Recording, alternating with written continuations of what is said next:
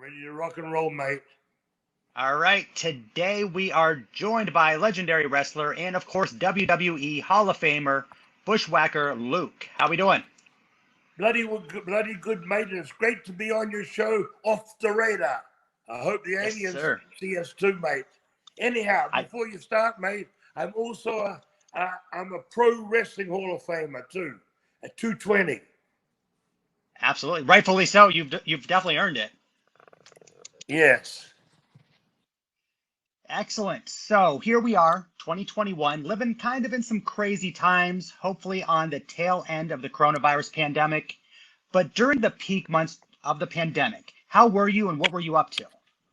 During the peak time, I never left my home for 7 months, mate.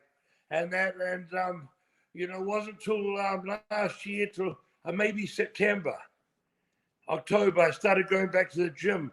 And all I did was right up till, say, March this year. March was just go at home and at the gym. That was all. Trying to stay young and healthy. For the first 7 months, I sort of done exercise and trained at home. Okay. Do you have an idea of how many appearances you may have missed out on? Oh, I had quite a few last year. Last year was the big year. We had 25 appearances, Butch and myself, for a start. Butch was coming over last year in March, and we were set up right through WrestleMania to about halfway through April. From the 8th of March to the 20th of April, we had shows all over North America. That's counting Canada. And so that was just one block, and they were money-wise, they were looking great. But due to this virus and that, and then I had other bookings throughout the year, by myself. So it was a sad year. I started doing virtual ones maybe in August last year. Excellent. How is Butch doing? Doing good, mate. Doing good. The only problem is now this year too, mate. The only problem is there's 80 days waiting list to get back in New Zealand.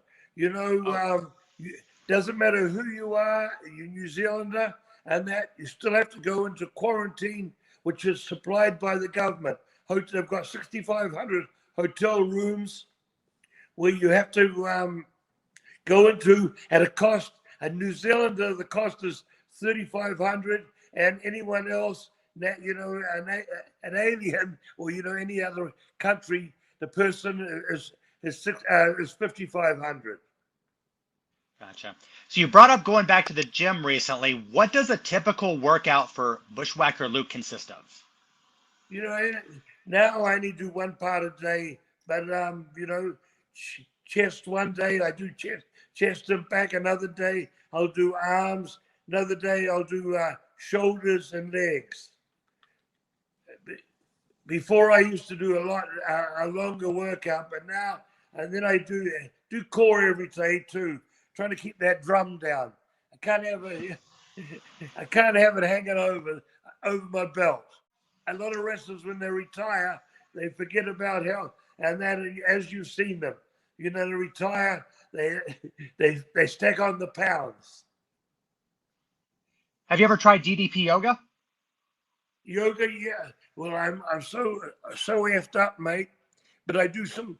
I owned a gym from 212 to 219, and I had a girl there did personal training, and that she was a yoga expert too, in that, and rehabilitation, and she showed me a lot of seating yoga.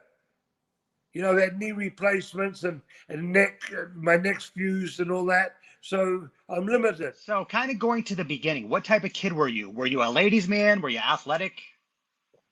Athletic. My dad was crazy on rugby.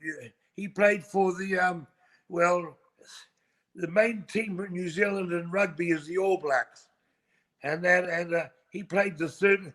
He didn't play for the New Zealand team, but he played for the North Island team. There was the North and South Island, and New Zealand, and he was picked in the North Island team, but that's going back. That's going back in the 30s. Going back a couple years. That's back a few years too. I was brought up in rugby, mate. He loved rugby, and his other thing was golf. He was 70, or his handicap was 70. I could never get into golf. Okay, But just not for you. But rugby, we practiced at school. When I was in school 3 days a week, and those other 2 days he made me practice at home. Rugby, it was rugby crazy. Sure.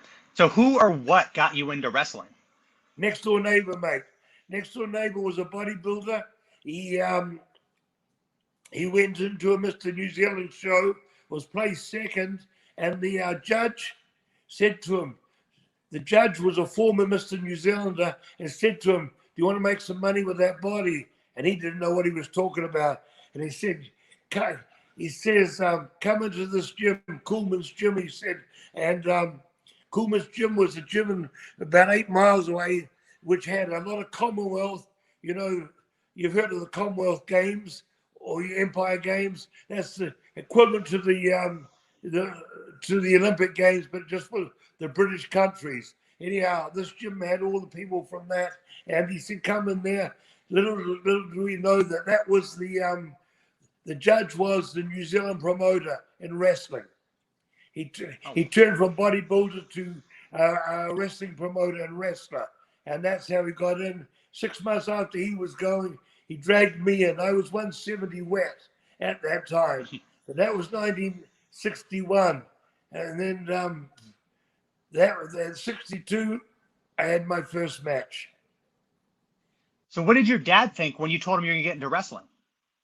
My dad, I had actually left home. I was at a Catholic school, taught by the nuns, then the brothers and the priests, and it was 3 hours homework every night while all my friends around the neighborhood were outside playing. And the homework drove me crazy. So then Christmas time, I worked for a company in the steel industry. And after the school went back, I stayed there and took apprenticeship in fitter and turner, a machinist, and welding and all that sort of stuff. How did you come up, or how did you and Butch come up with the Sheepherders gimmick? First, mate, we were the Kiwis. Butch, I started in 62. Butch started in 66. We sort of tagged up then.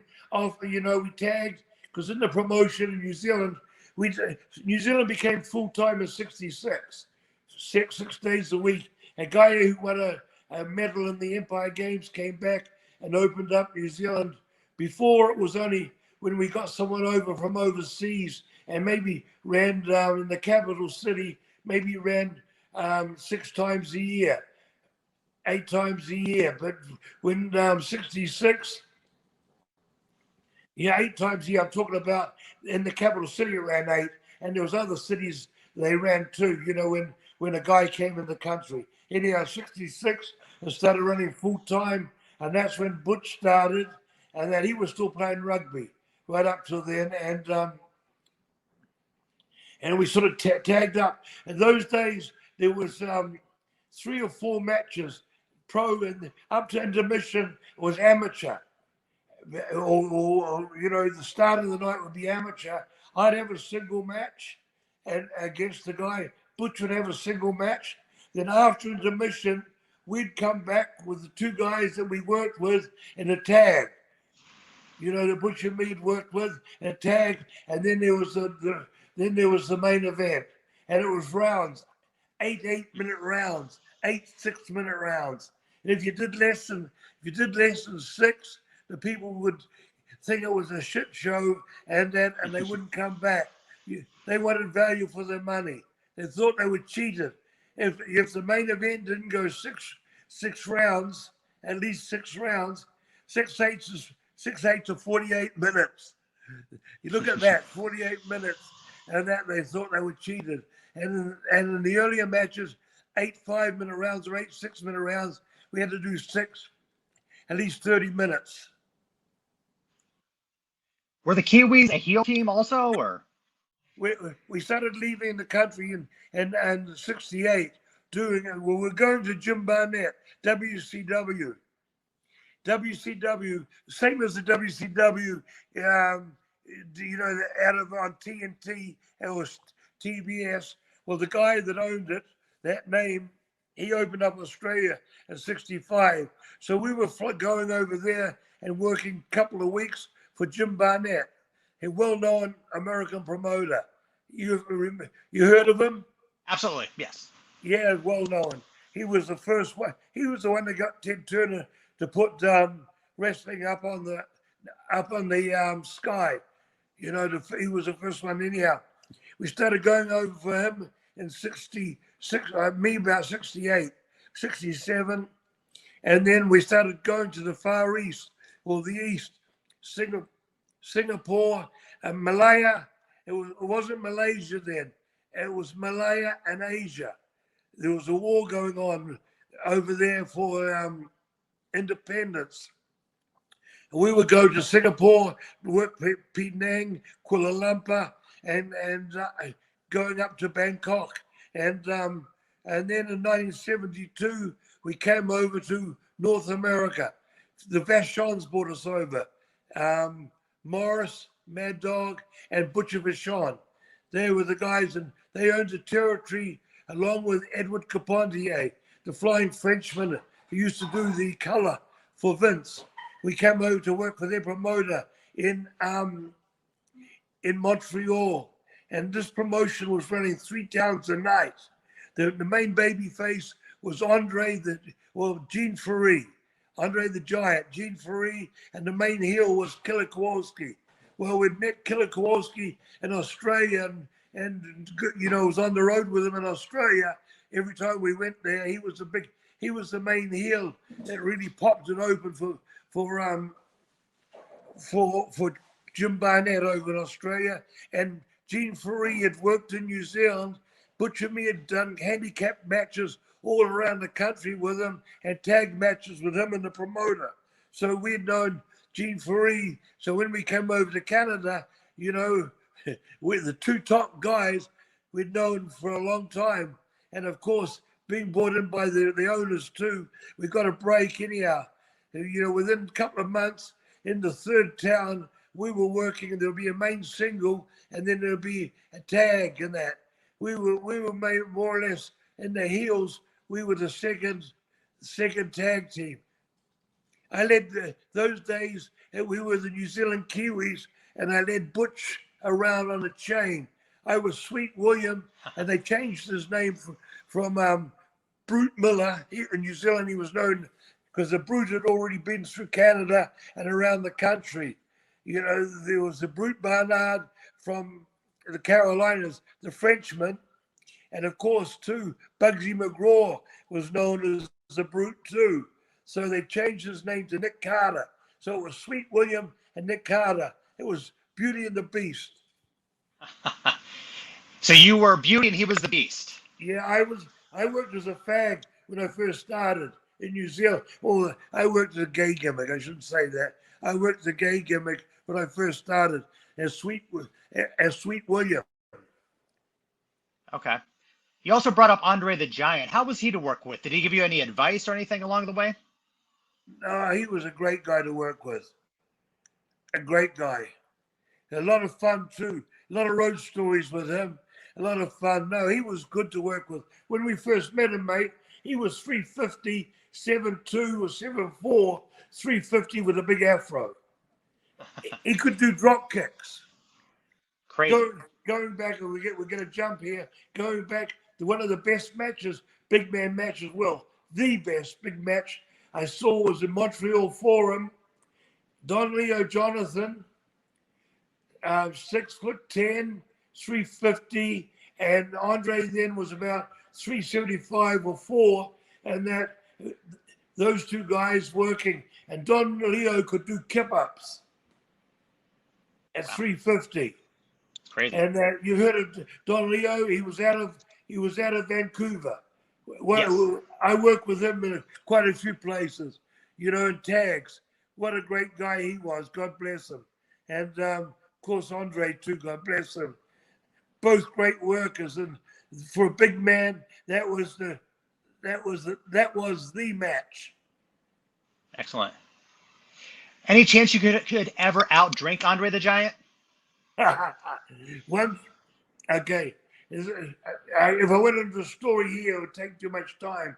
But coming home, we went right up north Canada, right up to oh boy, nearly to Alaska. I forget the part of Canada where they pan gold and all up that way up the top there. We're working a loop for 2 weeks with Andre and the Italian, the Italian that's out of Pittsburgh. He's still alive. Don Danucci. Okay. Dominic Danucci.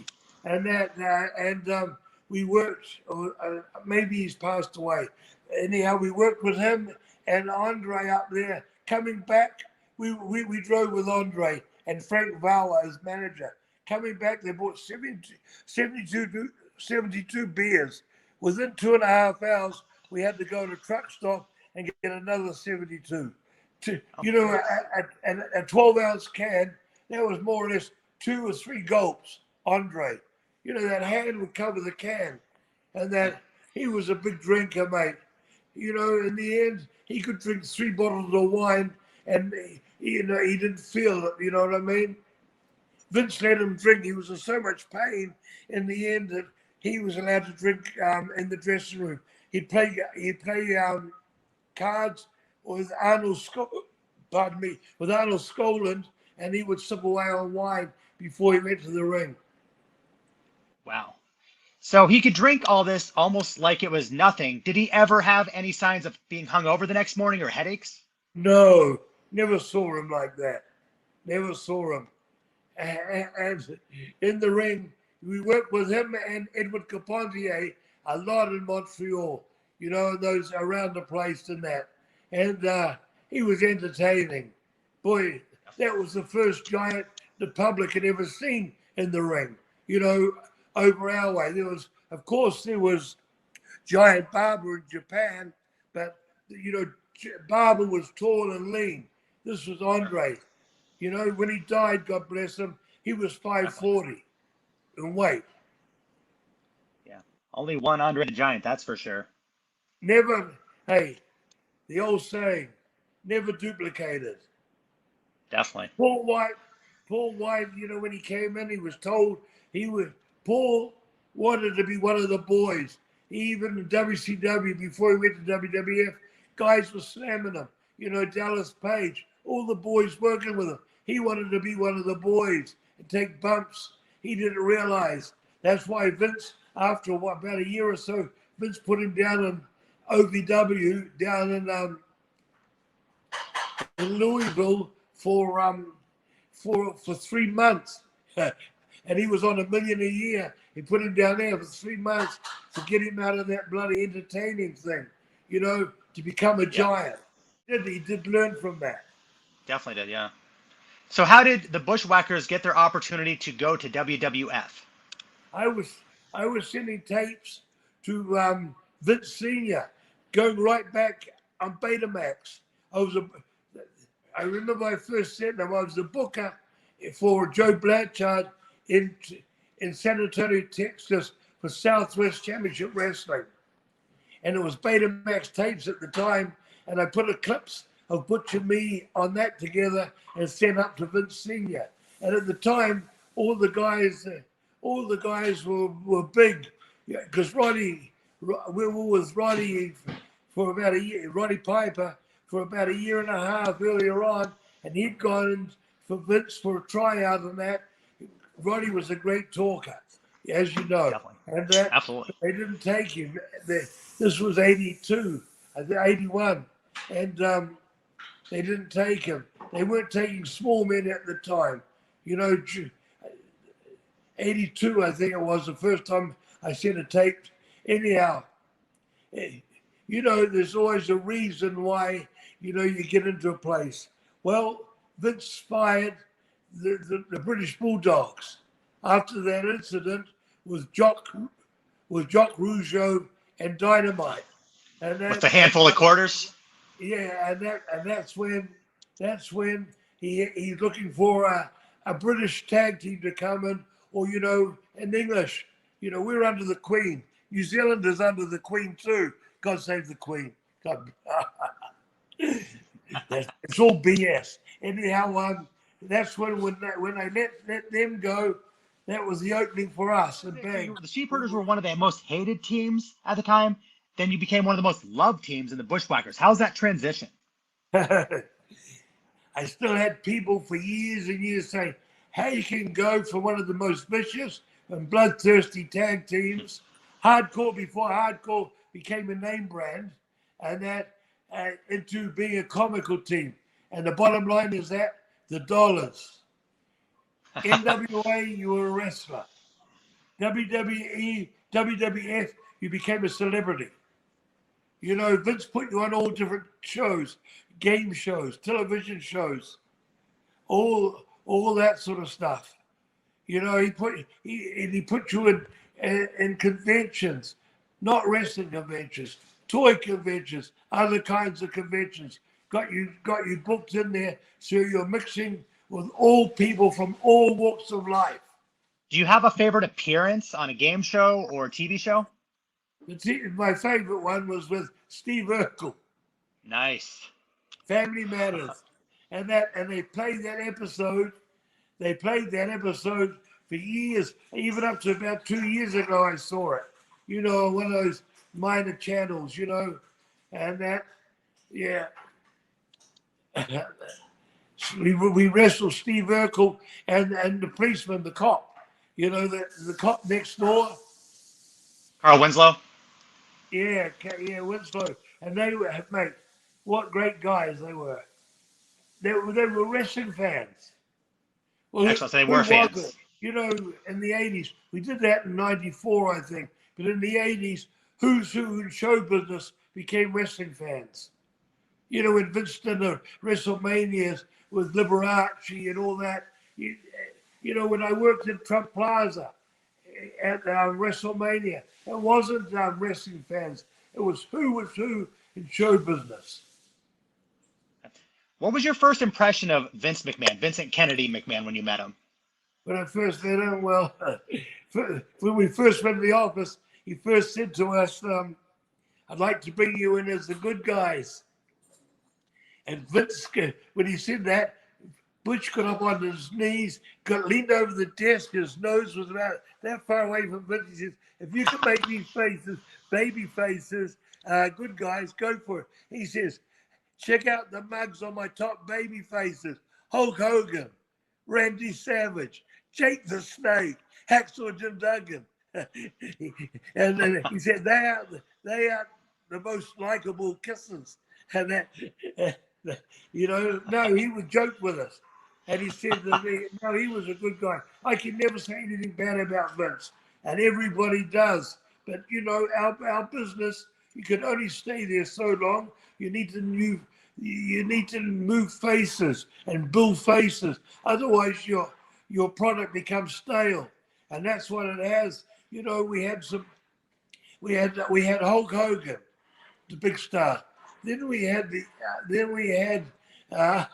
Ultimate Warrior. God bless him, but he was definitely, as you know, his work was the shits. And then we had Stone Cold Steve Austin, and then we had The Rock, and the last big name we had was Cena. No one's got up to those levels. No one's got up to those guys' levels since then, and that's not even close. It's sad. Yeah, it's very sad. That's how the product has changed. And he realizes now, don't build someone up. This is why he doesn't build anyone up like that. Because when he loses guys like that, his business goes in the shitter. You know what I mean? His business goes. So now he doesn't build. He just keeps them at a level. You know what I mean? You noticed that, right? Absolutely, yeah. There's no one been as close as Cena being to that level, kind of like you said. Never build anyone up, because every time that's finished, they've had a really bad time, you know, and to get someone near that level. Definitely. So you brought up the Kiss a couple minutes ago, most kissable. So Bushwhackers, of course, known for the famous Bushwhacker Kiss. Again, we're in 2021. Is it possible to do the Bushwhacker Kiss from a social distance?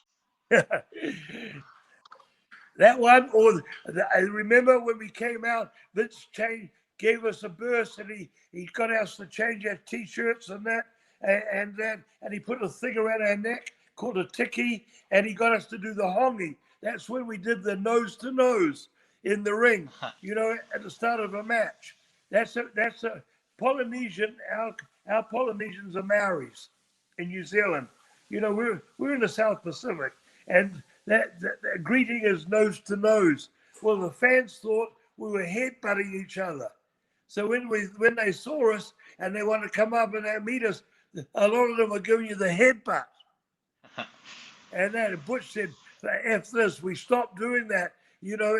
And a few people were saying, yelling, whistling out, saying that we were gay. They said maybe it looked like we were kissing, but the headbutt one was dangerous. The fans were, a lot of the crazy fans, after a few drinks, you know, they try and headbutt you.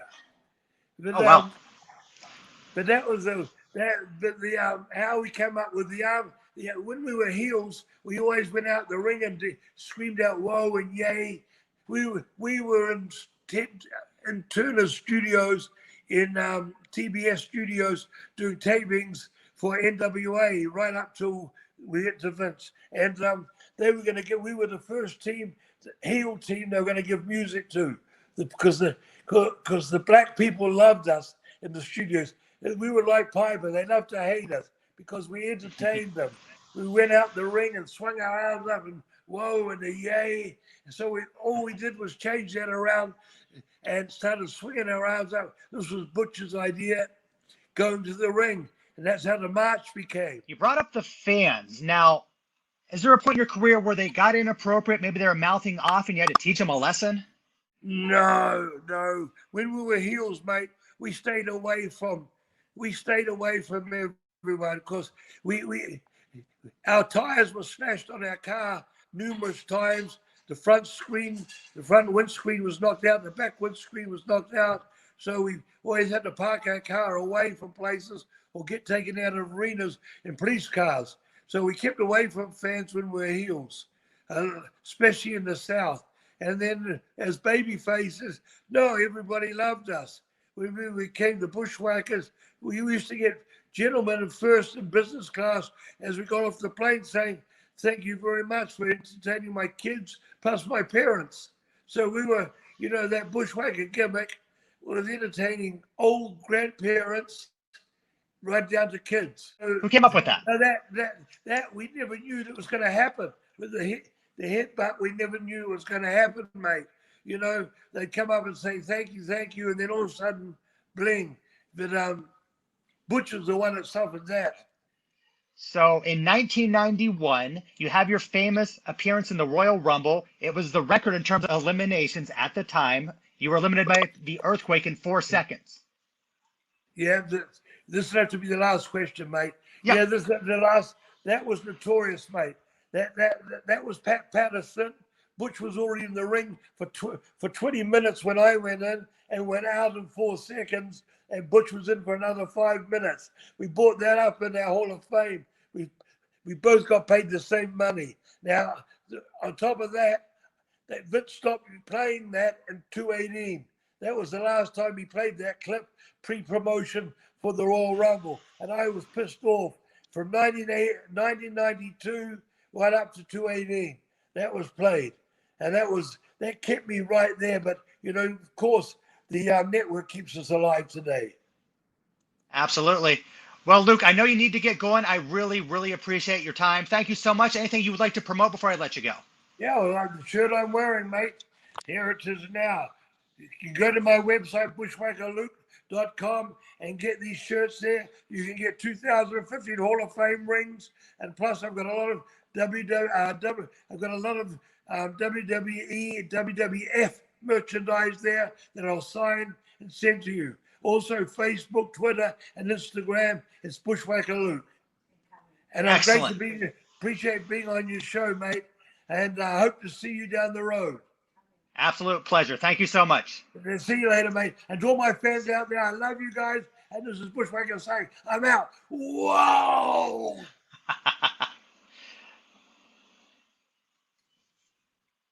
Perfect.